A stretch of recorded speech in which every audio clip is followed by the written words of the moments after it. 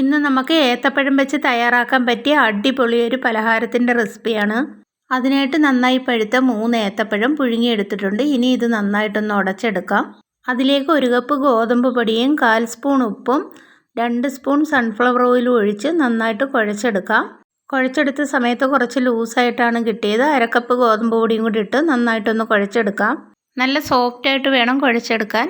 ചൂടായ പാനിലേക്ക് 1 spoon butter ഇട്ട് കൊടുത്തൊന്ന് മെൽറ്റായി വരുമ്പോഴത്തേക്ക് തേങ്ങ ചിരികിയതും കൂടി ഇട്ട് കൊടുത്ത് നന്നായിട്ട് ഇളക്കി തേങ്ങയിലെ വെള്ളമയമൊക്കെ മാറി വരുമ്പോഴത്തേക്ക് 1 കപ്പ് ശർക്കരപ്പൊടിയും കൂടി ഇട്ട് കൊടുത്ത് ശർക്കരയൊക്കെ നന്നായിട്ട് മെൽറ്റായി വരുമ്പോഴത്തേക്ക് 1 സ്പൂൺ ഏലക്കയും പഞ്ചസാരയും കൂടെ പൊടിച്ചത് ഇട്ട് കൊടുത്ത് ഇളക്കി കൊടുത്തതിലേക്ക് കുറച്ച് എള്ള് വറുത്തതും കൂടി ഇട്ട് കൊടുക്കാം.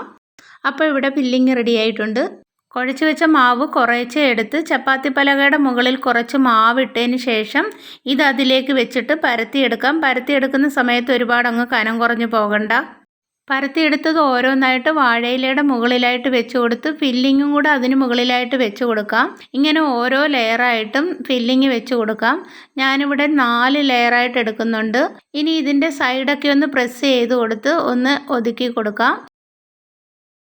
ഇനി ഇത് സ്റ്റീം ചെയ്യാനുള്ള പാത്രത്തിലേക്ക് വെച്ച് അതിന് മുകളിൽ ഒരു ഇലയും കൂടെ വെച്ച് അടച്ച് വെച്ച് 15 മിനിറ്റ് കുക്ക് ചെയ്യാം. 15 മിനിറ്റിന് ശേഷം തുറന്ന് നോക്കാം. ഇവിടെ നന്നായിട്ട് പൊങ്ങി വെന്ത് വന്നിട്ടുണ്ട്. ഇനി ഇതൊരു പാത്രത്തിലേക്ക് വെച്ച് കട്ട് ചെയ്തെടുക്കാം. അപ്പോഴും നല്ല രുചികരമായ പലഹാരം തയ്യാറായിട്ടുണ്ട്. വീഡിയോ ഇഷ്ടമായാൽ ലൈക്ക് ചെയ്യാനും സബ്സ്ക്രൈബ് ചെയ്യാനും മറക്കല്ലേ.